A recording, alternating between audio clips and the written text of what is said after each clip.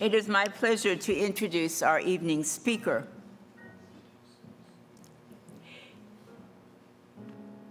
She and her husband, Joe Perron, are very good friends of the Dole Institute of Politics. And I would never, if Joe was not here, not mention his name, because he is very dedicated. He's a retired appellate judge, and he's not with us this evening, but Diana is with her guest.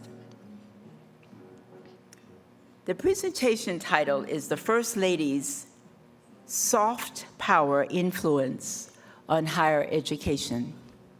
When we were trying to think of a speaker, we wanted to keep it as closely connected to the Dole Institute of Politics and the political world, but at the same time, the Midwestern Higher Education Compact, because of our higher education mission. Diana is very generous with her time. She goes internationally, and I'm thinking Moldova when I think of their first, to help with their voting, and she is always involved. And I think when you hear her speak, you will understand why. Dr. Diana Carlin is a professor emerita of communication at St. Louis University and a retired professor of communication studies at the University of Kansas. She served as dean of the graduate school and international programs at Kansas and associate provost for graduate and global education at St. Louis. She has researched and taught courses on First Ladies for 30 years and is a founding member of the First Ladies Association for Research and Education.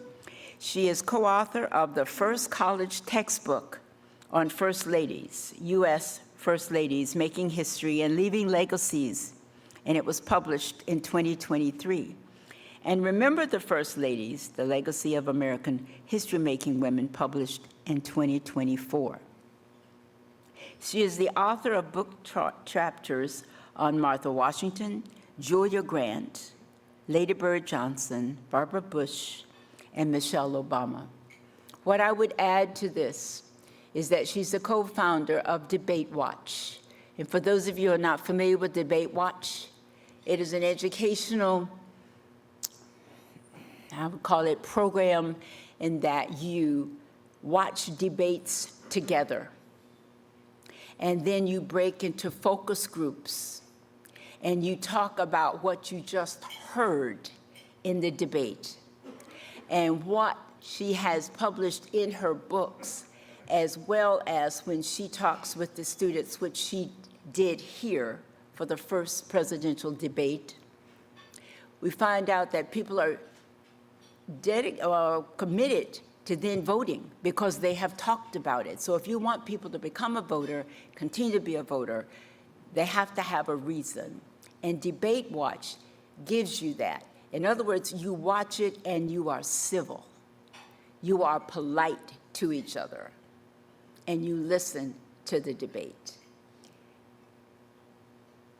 Diana, as I said, is one of the co-founders of this program. And it's a program not only in the United States, but internationally as well. And it is our pleasure.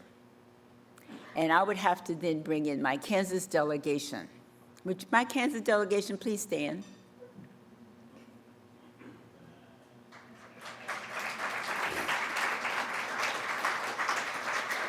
And I have them stand because I didn't do this by myself. We're all part of it. We all work together. And we are so very pleased to have you with us in Lawrence, Kansas, at the Dole Institute of Politics. And it's with pleasure that we introduce to those of you who do not know, Dr. Diana Carlin.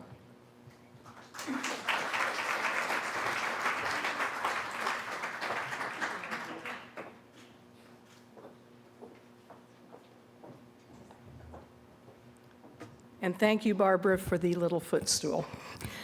Otherwise, you would have had a talking head, literally. So let me start by thanking Barbara for the invitation to be here. The Dole Institute is kind of my home away from home. I live 5 minutes from here, and there's always something going on, and Barbara's always finding something for me to do. And so I was really delighted when she asked me to do this. And she said, 2 years ago, I was in charge of the Presidential History Month and Women's History Month programming, and I brought in First Lady experts, including a couple people who had worked for First Ladies, one of my co-authors on the book, Anita McBride, who was Laura Bush's chief of staff, and one of Jill Biden's communication directors, and had some other individuals here.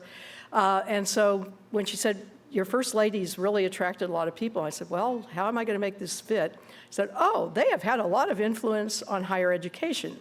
How many of you could name one thing that a First Lady has done to influence higher education? Oh, I see 2 hands, maybe 4. Okay, good. But it's not anything you think about automatically. In fact, one of the questions that we get, the book that Barbara referred to, Remember the First Ladies, it came out of the textbook because our editor was so enthralled with these stories that she did not learn in history classes. And she said, the public needs to know these stories. So would you redo this book as a trade book for the public? And it came out last January, and we've sold well over 4,000 books, and we've been traveling around the country at all the presidential libraries and to universities. And it's been really exciting. And so one of the first questions is, why did you write a book on First Ladies? Why are they important? And I think by the time I finish tonight, you're going to have a pretty good idea of just in one arena, higher education, why these women have been so important in our history. When Susan, I really want to thank Susan and Katie and Mary, who also helped me get organized for this, and we had a little meeting to discuss what I was going to talk about. That's where the title came from. But this notion of soft power, that is what the First Ladies have had since Martha Washington. Martha was a diplomat, and George knew when we had this strange configuration of a head of state and a head of government all in one person, that he couldn't do this alone. He needed Martha to help with the head of state activities, and that was a lot of diplomacy. And when George was not necessarily talking to someone, it was Martha's responsibility to do that and to decide who sat by whom in a time when we had pretty contentious politics. And Dolly Madison was the master of that. She created bipartisanship. We now had political parties by the time of the Madisons. And Dolly was the one who got everyone together from both parties and tried to find ways for them to talk together socially. So this has been something that the First Ladies have done, is to use that hostess role, soft power. Some people call it the hidden hand. And even some of the First Ladies who we didn't think did a whole lot, like Bess Truman, Mamie Eisenhower, they were using that hidden hand to direct some things or to give certain opinions. People don't realize, but the White House would have been torn down by Congress because it was falling apart, and they just wanted to bulldoze the whole thing. And Bess Truman used her soft power to go to all the Senate wives to convince them that if they did that, their husbands might not win re-election because the American people would be furious with them. So she saved the walls of the White House, and every piece of wood, marble, whatever that they could save, numbered and pieced it back together after they gutted the whole thing before it fell apart. So these women have known how to use what we titled in our book, or what we called in our book, private political influence. And many of them use that private political influence to begin to influence higher education. So what are their experiences with higher education? Anyone have any idea who our First Lady was with a college degree? No one. Lucy Hayes was the First Lady to have a college degree. Francis Cleveland, who was 30 years younger than Grover, and my students love that story about how he married the person he'd been guardian for. Great story. There's got to be a little romance in everything you're talking about, and so that was one.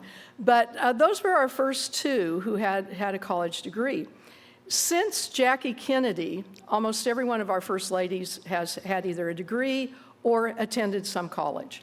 So it's become kind of a standard, but it wasn't. Eleanor Roosevelt did not have a college degree. When we think about everything she did this through a lot of, she was pretty much an autodidact in many ways.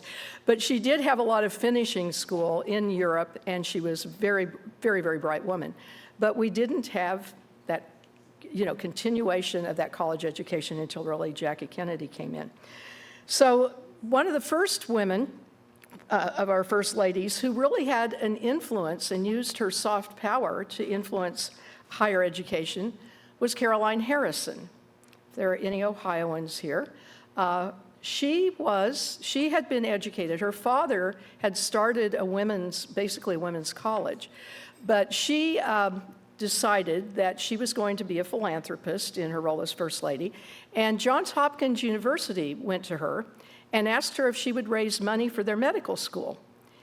And she said, I would be happy to, but only on one condition, and that is you start admitting women to medical school. They did. She raised the money. And when Hopkins did it, then other medical schools began to follow. So here was this wonderful example of an influence on higher education from a simple action of a First Lady putting a condition down. In recent times, our First Ladies have had much more direct and much more open, newsworthy kinds of influences on higher education. One way they have done that is their commencement addresses. Have any of you had a First Lady as a commencement speaker? Oh, no one here. Okay. Well, there are some of those speeches that have really gone down in history as some very powerful speeches, or even speeches on campus. Eleanor Roosevelt gave a lot of commencement speeches, and I taught an Osher lifelong learning class. If any of you have Osher institutes, now that's what I do in my, quote, retirement. I teach a lot of Osher classes, and various First Ladies are topics. And one of the women in my class, who was from New York, had Eleanor Roosevelt as First Lady, as her commencement speaker at her college commencement. So that gives you some idea of the age of the people who take my Osher classes. But, these women are inspirational, and they provide messages to our students that I think are very, very important. And in a commencement address to Sarah Lawrence, Eleanor Roosevelt couples sentences out of this speech.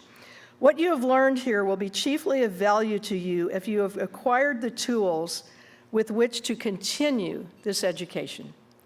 That is what our goal is in higher education, to teach them how to learn, and it's where the Dole Institute fits in as a partner to that.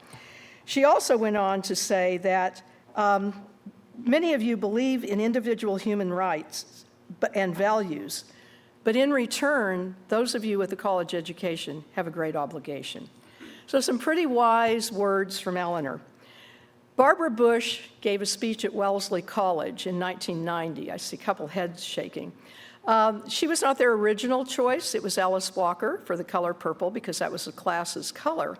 But Alice Walker turned them down, and so unbeknownst to the class leadership, the administration invited Barbara Bush. And she was going to be in Boston anyway to dedicate the duckling statues in the Commons. And Raisa Gorbachev was going to be around, and she had a PhD. And so Barbara decided she'd invite her. Well, there were about 150 students who protested Barbara Bush being on that campus because she dropped out of college to get married, and they believed that she was only there because of her husband. And so they protested. She went anyway. She gave a speech that rhetorical, political comm scholars like I put on the list of 100 best speeches of the 20th century. And most commencement speeches are totally forgotten. But this speech was one of the best examples of how we teach tolerance and acceptance of differing ideas. It was a tremendous speech and talking about how one sets one's own goals and not necessarily society's. So one of the top 100 of the 20th century, and guess what? Her husband did not have a single one on that list. Barbara went on to do something else that has been incredibly important and has involved higher ed more directly, and that is the Barbara Bush Foundation for Family Literacy. And that program has given out grants, and many of those grants have gone to higher education institutions. One of the things they started was an international competition to develop some apps that could be used by adult learners, and then they could use those also to help their children. And the most recent prizes, one went to Southern Methodist University, Simmons School of Education and Human Development, and they developed a free app that adult learners can use to help with their literacy. There were also some international universities that have gotten that award. And there have been other grants that she has given to schools of education around the country. So that literacy foundation, which she started as soon as she became First Lady, has given away over $100 million. And many of those grants have gone to universities to look into literacy and education on reading. So there's Barbara Bush with her speech and then her commitment to research.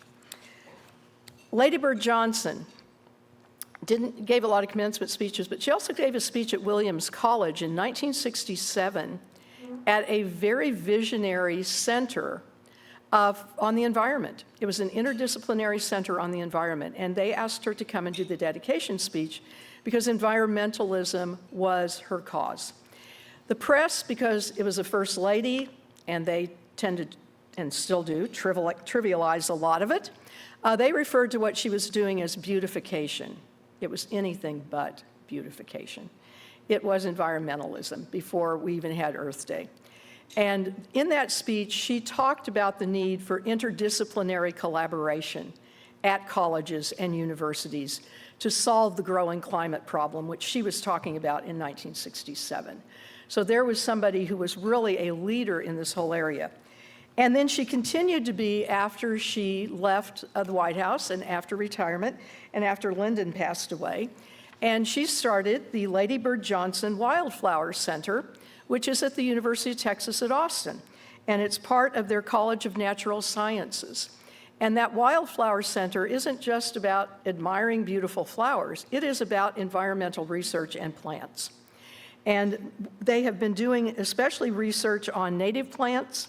They've also been doing research on prescribed burnings on the ecosystem in Texas and looking at climate change. So here is an association that Lady Bird started with her Wildflower Center at her alma mater, the University of Texas at Austin, that is doing exceptional work that is also available to other universities to follow through. So there's an entire 234-acre research lab that students at the University of Texas can use as well. So there's another example of a First Lady doing something that's very important. Betty Ford. Betty Ford did not have a college degree, but Betty Ford was an incredibly intelligent woman who worked very hard for the ERA, unfortunately didn't get it through either. But Betty did a couple things. When she was diagnosed with breast cancer in 1974, you could not say the words breast or cancer in the media. And no one talked about anyone having cancer, and she came out and was open and honest about the fact she'd had a mastectomy, and she wanted people to know about it. And then she supported several research foundations and let them use her as a spokesperson in order to raise funds for research on breast cancer. Then after the White House, she had had a pinched nerve. And during the whole time she was in the White House, she was in tremendous pain. She was on prescription pain pills, and she occasionally mixed it with a little alcohol. And her children went to her afterwards and they had an intervention and said, you need to go do something. And so she went to a center and dried out and then began telling her story. And now we have the Hazelden Betty Ford Center, which also collaborates with several universities. So here is another way where Betty Ford, taking her own story and being open and honest with the public and totally transparent, has had an influence. So a couple examples. The NYU Grossman School of Medicine looks at this as a health issue, and they have been doing research on rehab programs. University of Minnesota, we probably have some Minnesotans here, they have been developing some artificial intelligence methods to analyze the client records at the Hazelden Betty Ford Center. And then there is also a Hazelden Betty Ford, and as an old grad dean, a graduate school that works in clinical practice out in California. So another example of her taking something very personal, but using her podium, using that soft power first as First Lady to get it out in the public, and then doing something with it after the fact. In fact, one of the things my co-authors and I always say is if you really look at what happens after the White House, the First Ladies are probably doing more that affects everyday life than what the presidents are doing with some of their foundations. And that's because what they take on is non-political for the most part. It's education, it's healthcare, it's the environment that, now that's pretty political now, but in 1967, it wasn't quite as political. But those are the things that they can deal with without having to get heavy duty into policy. So after Lady Bird and Betty Ford, then I'd mentioned Barbara Bush. Her daughter-in-law, Laura Bush, had a master's degree and was also very involved in literacy.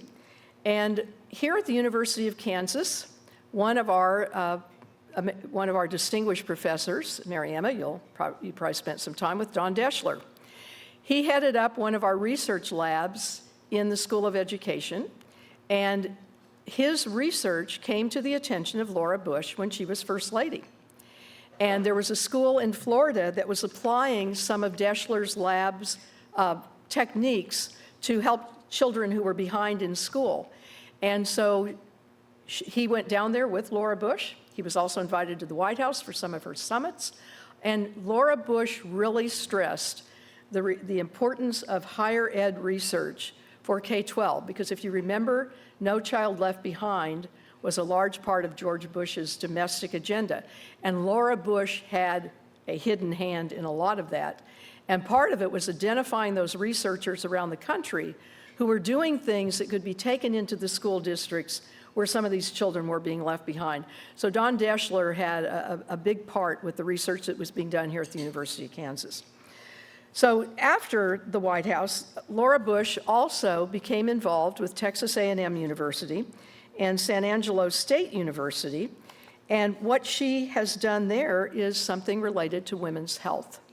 And so there is research being done in conjunction with both of those universities, with the Laura Bush Foundation for Women's Health, that is looking at some of the unique aspects of women's health research. So Texas A&M Medical School is involved in that.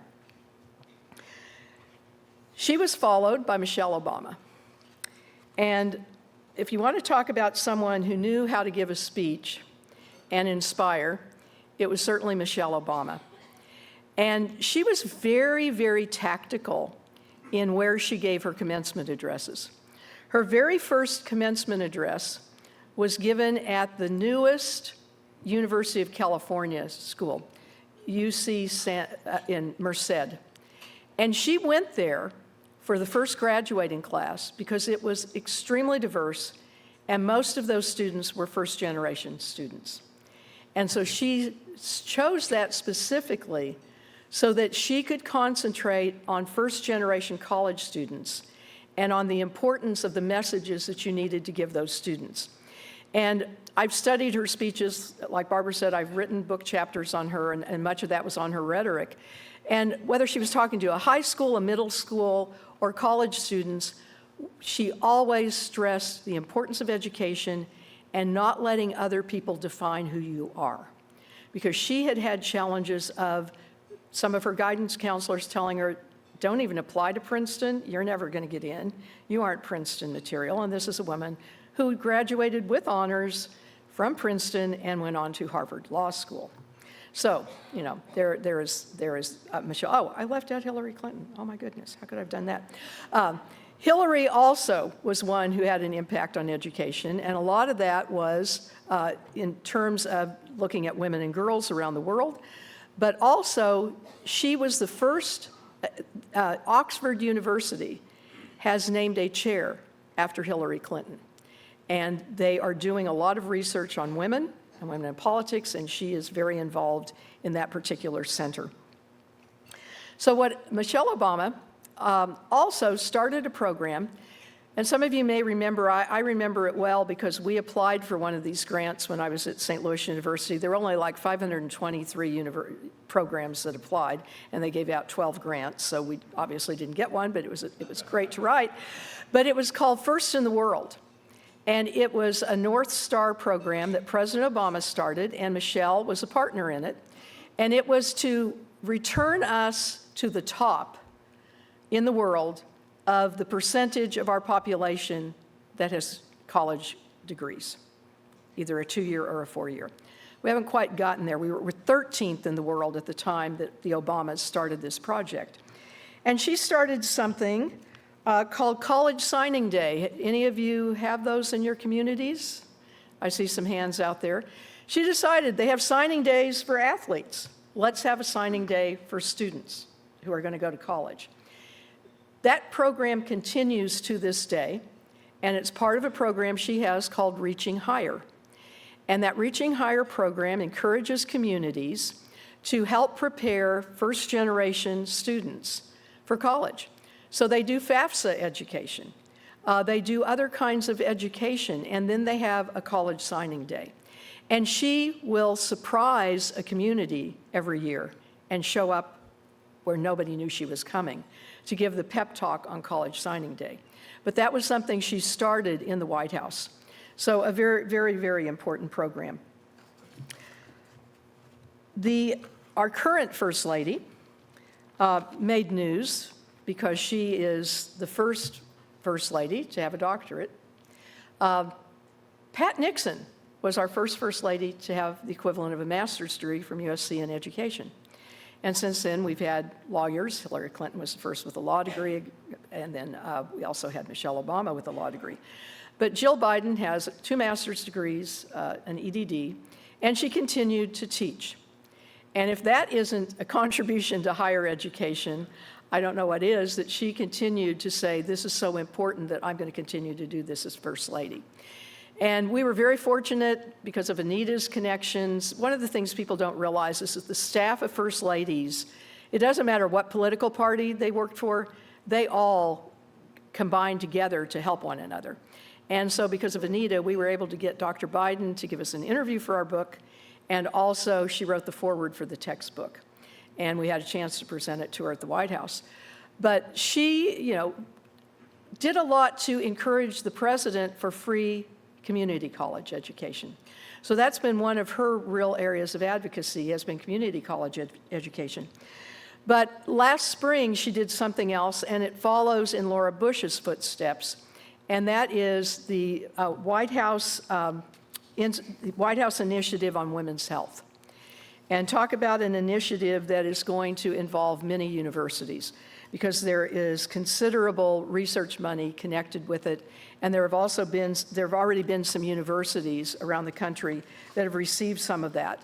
And so these grants will continue to go out through NIH, and they are looking at the unique aspects of women's health. She has a medical doctor from Yale who chairs her commission, and so she is really taking advantage of university research on women's health. So when you look at this, these women, in their own quiet way, have taken on higher education issues and have impacted, in some ways, probably all of our universities, and have impacted our lives because of what they have done. So, when we answer the question, why did you spend 3 years writing these books and digging through tons of research, and why should somebody bother to read it or listen to you? They have been crucial to much of what goes on in this country and that affects us as everyday citizens. They've also made history in their own ways, and that's a whole other speech that I can give you about their influence on legislation and history. So I really appreciate the opportunity to share this with you, and I promised Susan and Katie that I would leave time for questions. And if I'm looking right, Susan, you were going to give me a warning. I'm at 24 minutes and 11 seconds, and I said I would talk for 25 minutes and leave 15 for questions or comments. So have at it. And do we have microphones, Audrey, or do they just need to yell out? We do. We have a microphone. So if you want to ask me a question or make a comment, there is a microphone, and raise your hand. and someone will bring it around. Oh, okay, Susan. Loud, so I don't know if I need a microphone. There we go. There's one right here. You're getting it. So I'm wondering, who was the first First Lady to have an official office in the White House? Oh, good question. Who was, if you all heard that, who was the first First Lady to have an actual office in the White House? This is going to be hard to believe. It was Rosalind Carter. Yes. And Rosalind, somehow or other I missed Rosalind. Oh, let me talk about Rosalind and caregivers. Her caregivers program, she's worked with multiple universities, including the University of Georgia Southwestern, where she received an AA degree. And there's been a lot of research done on caregivers, and so Rosalind has also supported higher ed in that way. But up until 1978, the First Lady did not have an office, physical office. They worked out of their dressing rooms, they worked on the kitchen table, they worked wherever they could find a space. And it wasn't until that year also that Congress officially set up the office of the First Lady and began giving money. Edith Roosevelt was the first to ever hire a staff member. And after that, they couldn't even get money. They were supposed to do all of these things. Lou Henry Hoover paid for 3 staff members out of her own pocket. Eleanor Roosevelt hired her own staff members because everybody, even though they wanted these women to do this work, Congress didn't think it was important to give them funding. So thank you for that question. But Rosalind was the one who pushed for it and got it. Any others? Very shy. Well, if not, Barbara and Susan and Katie, again, thank you for the opportunity to talk about these women. And if you do think of a question, I will be around for a little bit later.